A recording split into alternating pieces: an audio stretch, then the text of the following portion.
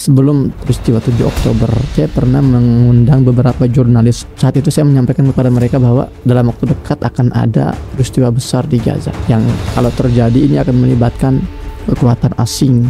Dan saya katakan bahwa ketika itu terjadi, maka jurnalis adalah pasukan elit yang akan sangat menentukan kemana arah peperangan ini terjadi.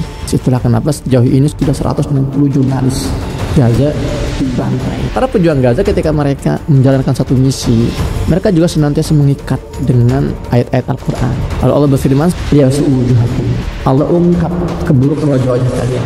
Kalian khulul masjid kama dakhalu awal marrah. Dan Allah akan membiarkan para pejuang-pejuang ini masuk ke masjid sebagaimana mereka telah masuk sebelumnya. Waliyatabiru ma'al tasbiru, dan Allah akan meluluhlantakan kalian semua Bani Israil. Bismillahirrahmanirrahim. Assalamualaikum warahmatullahi wabarakatuh. Alhamdulillah wassalatu wassalamu ala rasulillah. Teman-teman, kembali lagi bersama saya Muhammad Hussein di channel Muhammad Hussein Gaza. Teman-teman, ada satu hal yang mungkin ini belum pernah saya sampaikan di konten-konten saya sebelumnya, bahwa sebelum terjadinya peristiwa 7 Oktober dan yang berlangsung sampai sekarang hari ini, genosida besar-besaran, tahun 2021 saya pernah pulang ke Indonesia, dan sebelum saya kembali ke Gaza saya pernah mengundang beberapa jurnalis senior di tempat saya. Saat itu saya menyampaikan kepada mereka bahwa dalam waktu dekat akan ada peristiwa besar di Gaza, akan ada perang yang sangat besar di Gaza yang kalau terjadi ini akan melibatkan kekuatan asing untuk masuk ke Gaza. Dan saya katakan hari itu bahwa ketika itu terjadi, maka jurnalis, para wartawan adalah pasukan elit yang akan sangat menentukan kemana arah peperangan ini terjadi. Jadi apa yang saya sampaikan saat itu bukan sebuah spekulasi atau semacam asumsi yang hadir dari satu dugaan-dugaan tak berdasar, enggak. Kami di Gaza, teman-teman, saya pribadi ya, kita ada kajian mendalam tentang masa depan atau arah peradaban Baitul Maqdis. Kajian membahas tafsir-tafsir surat-surat dan ayat-ayat tentang Baitul Maqdis di Al-Quran, bahkan hadis-hadisnya, dan luar biasa. Contoh, sejak 2012, artinya 12 tahun silam, saya sudah ikut ya daurah namanya Al-Aqsa fi Khatar. Daurah yang artinya Al-Aqsa dalam bahaya. Dan kalau antum tahu siapa yang menjadi pemateri saat itu, bukan orang sembarangan, tapi Menteri Agamanya langsung turun.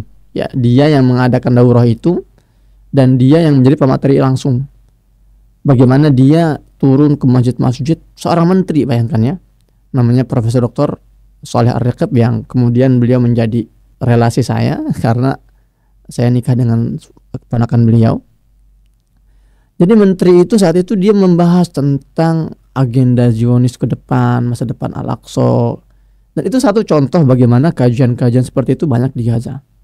Nah, termasuk surat Al-Isra, ketika Allah memberikan spoiler tentang bagaimana keruntuhan Zionis ya, dalam surat Al-Isra dengan 3 tahapan itu kan.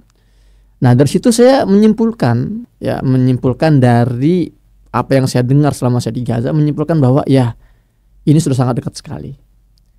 Ketika peristiwa keruntuhan Bani Israel abad ini itu terjadi, maka yang terdekat, peristiwa terdekat itu akan benar-benar ditentukan oleh gerakan jurnalistik atau warta berita.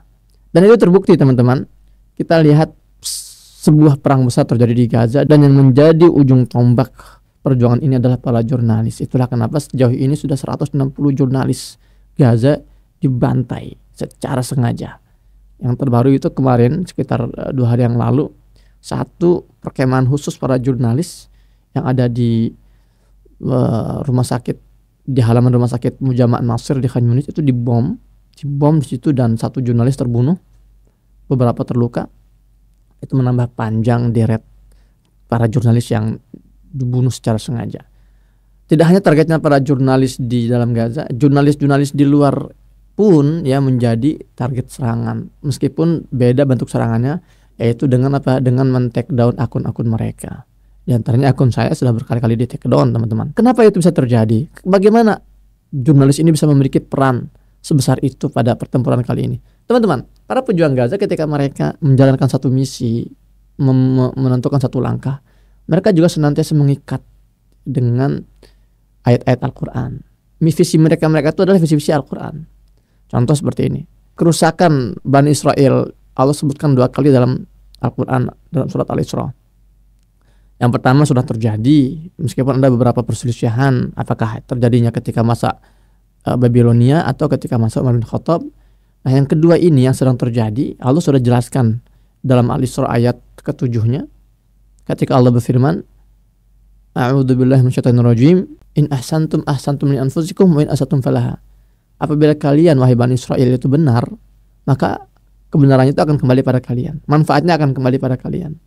Wa in asatum falaha, tapi kalau kalian berbuat buruk, berbuat jahat, maka konsekuensinya akan kembali pada kalian. Lalu Allah berfirman setelahnya, fa idza jaa wa'adul akhirah, maka apabila datang janji yang terakhir atau kerusakan yang terakhir yang kedua, liyasu'u wujuhakum. Ya, ini ada satu penggalan kata yang memang sengaja dihilangkan, karena dalam kaidah bahasa Arab itu, teman-teman, fungsi huruf ataf itu agar tidak terjadi pengulangan kata. Dan fa idza jaa, fa di sini ini juga bagian dari huruf ataf. Maka fa idza jaa wa'dul akhir, maka apabila datang janji kedua, ini kembalinya ke yang sebelumnya. Di ayat sebelumnya, ayat kelima, Allah berfirman, wa idza jaa wa'du ulahuma ba'atsna 'alaikum ibadan lana. Pada kerusakan pertama, Allah mengirimkan hamba-hamba kami, kata Allah, yang memiliki ketangguhan dan kekuatan fisik yang luar biasa. Nah, maka dalam peristiwa yang kedua pun sama, meski tidak disebutkan, tapi inti dalam ayat tersebut, apabila terjadi kerusakan yang kedua atau janji terakhir, kami akan kembali mengirimkan hamba-hamba kami yang memiliki kekuatan yang luar biasa tangguh. Untuk apa? Untuk 3 hal. Kata Allah dalam ayat tersebut, liyasu'u wujuhakum. Pertama, untuk mengungkap keburukan wajah-wajah kalian. Liyasu'u wujuhakum, atau untuk memuramkan, menjelekkan wajah-wajah kalian. Kalau kita terjemahkan dengan bahasa bebasnya, Allah ungkap keburukan wajah-wajah kalian. Liyasu'u wujuhakum. Yang kedua, waliyadkhulul masjidah kama dakhalu awwal marrah, dan Allah akan membiarkan para pejuang-pejuang ini, hamba-hambaku ini masuk ke masjid sebagaimana mereka telah masuk sebelumnya. Dan terakhir baru waliyutabbiru ma'ala tasbiru, dan Allah akan meluluh lantakan kalian semua, hai Bani Israel. Kita fokus pada tahap yang pertama, liyasu'u wujuhakum. Bagaimana Allah menjelaskan 1 dari 3 tahapan kehancuran Zionis adalah dengan mengungkap keburukan wajah-wajah Bani Israel. Makanya hari ini yang terjadi seperti itu. Semua wajah Zionis ini benar-benar terbongkar keburukannya. Yang selama ini mereka berusaha memake up, ya, mereka berusaha memperbaiki, menghias, memperindah wajah mereka dengan propaganda mereka yang menghabiskan triliun, ya, triliun rupiah atau ratusan miliar dolar, bahkan ribuan miliar dolar mereka habiskan untuk memberikan sebuah kesan bahwa Israel ini sebuah negara yang demokratis, yang adil. Namun peristiwa 7 Oktober mengungkap itu semua. Dan kalau kita bicara masalah ungkap-mengungkap, maka disinilah tugas jurnalis, membongkar, menyampaikan pesan, menyampaikan berita, memberikan fakta. Maka saya katakan sejak 2021 bahwa ketika peristiwa besar ini terjadi, ya, maka kalianlah para jurnalis ini yang akan menjadi garda terdepan dalam perjuangan ini.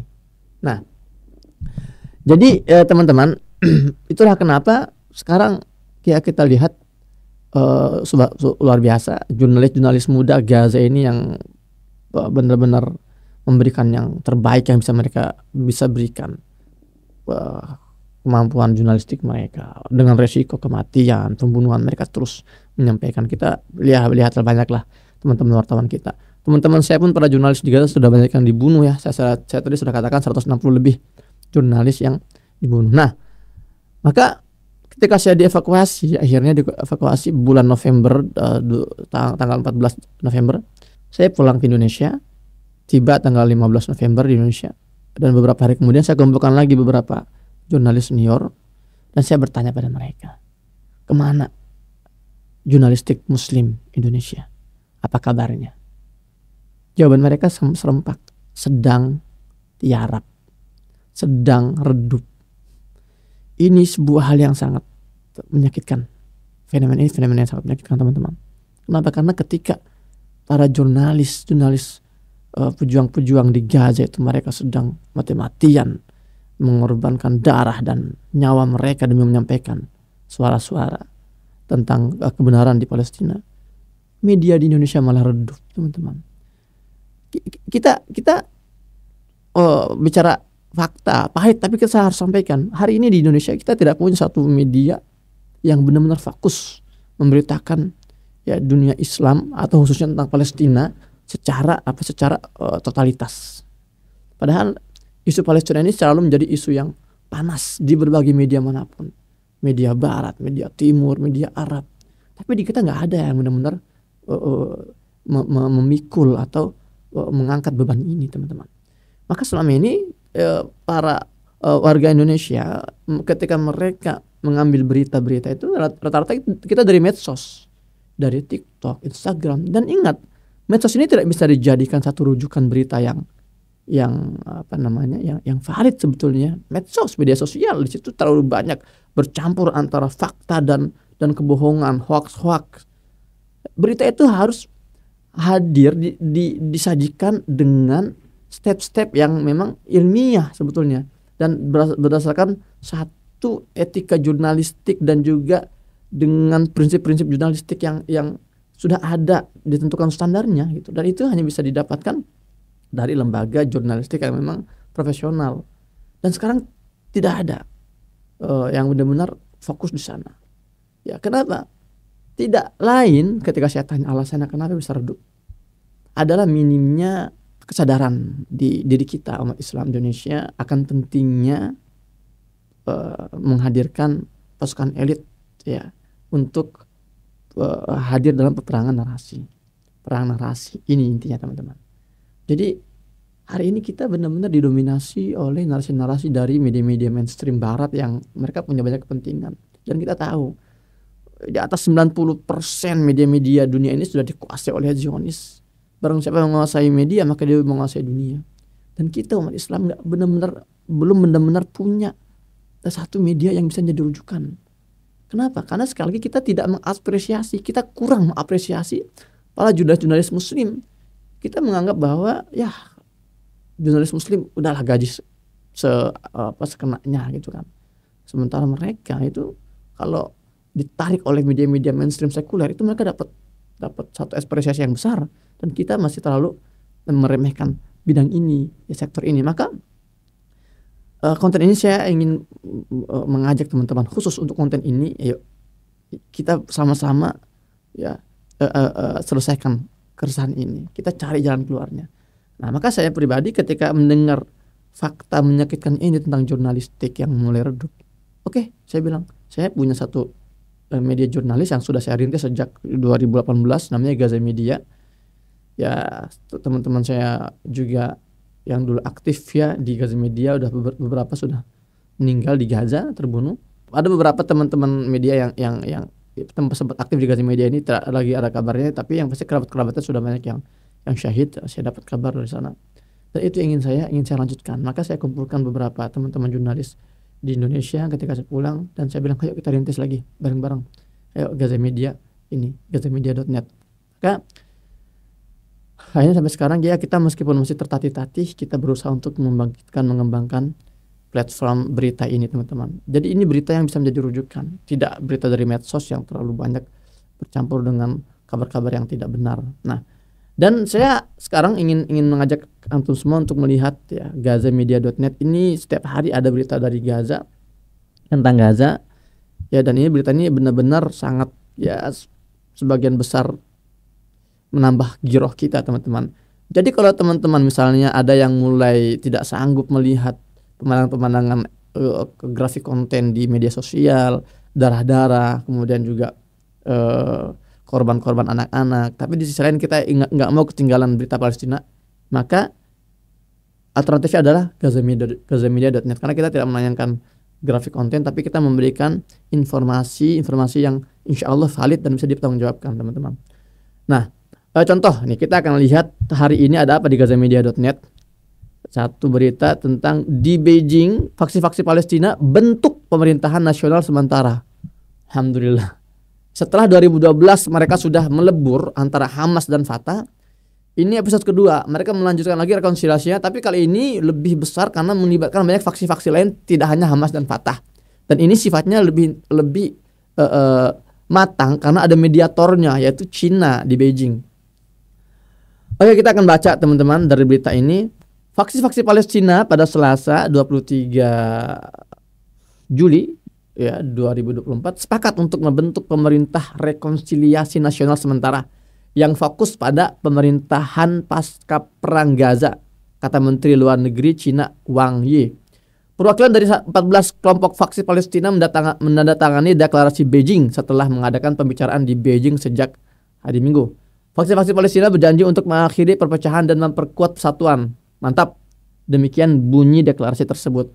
Kabar gembira, teman-teman. Tidak hanya Hamas Fatah, tapi 14 faksi Palestina melebur bersatu dalam sebuah rekonsiliasi.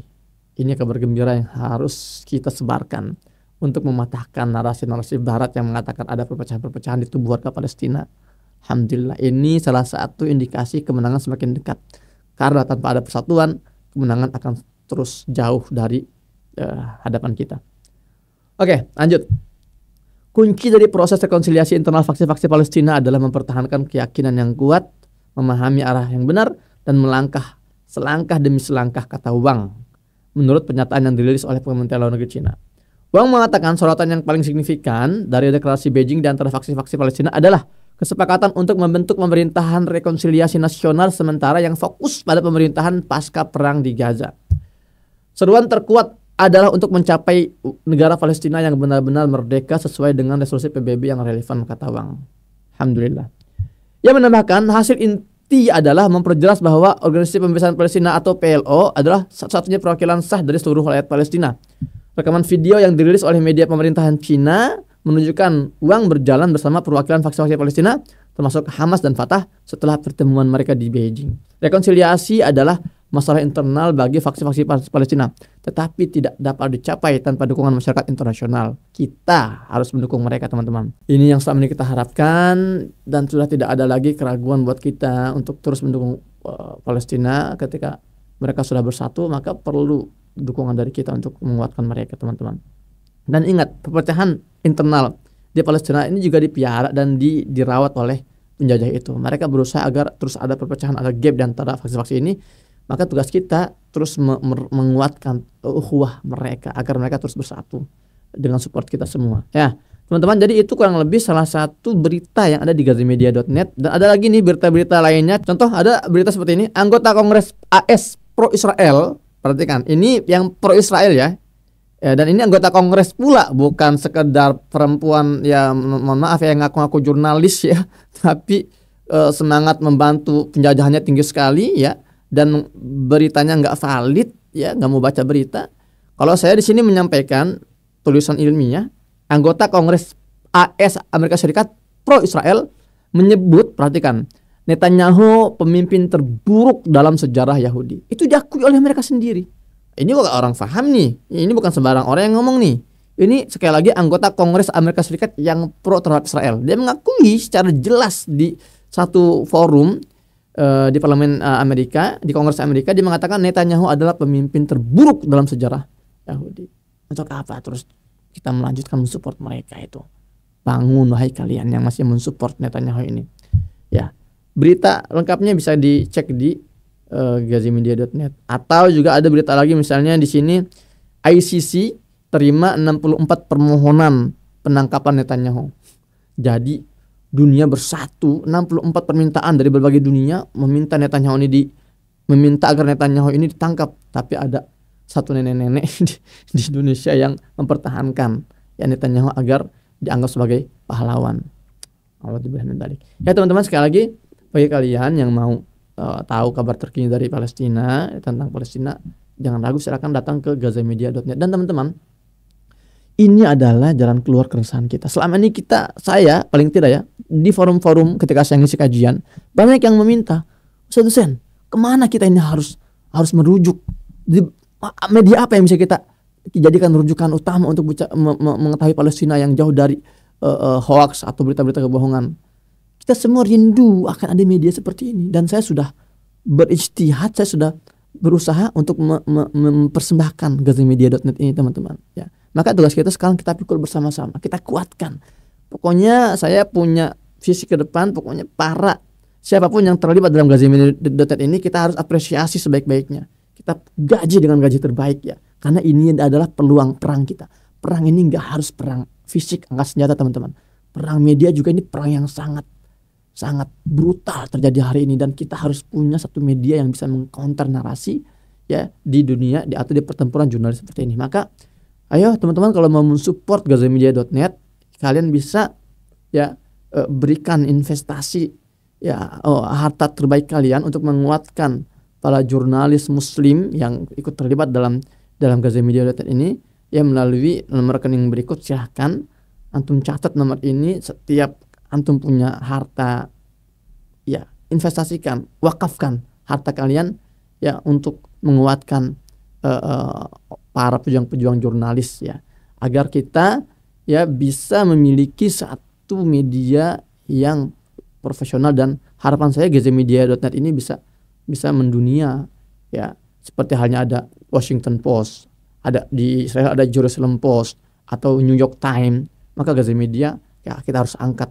Ini bukan punya saya, ini bukan punya tim kami, ini punya Anda semua. Besar kecilnya Gazamedia nanti di masa depan itu kembali ke kalian semua. Sebesar apa kalian mau mendukung pergerakan jurnalis ini ya, maka sebesar itulah yang dibutuhkan untuk kita bergerak teman-teman. Ya demikian untuk konten kali ini, semoga bermanfaat. Saya Muhammad Hussein Gaza pamit undur diri, sampai jumpa di konten selanjutnya. Assalamualaikum warahmatullahi wabarakatuh.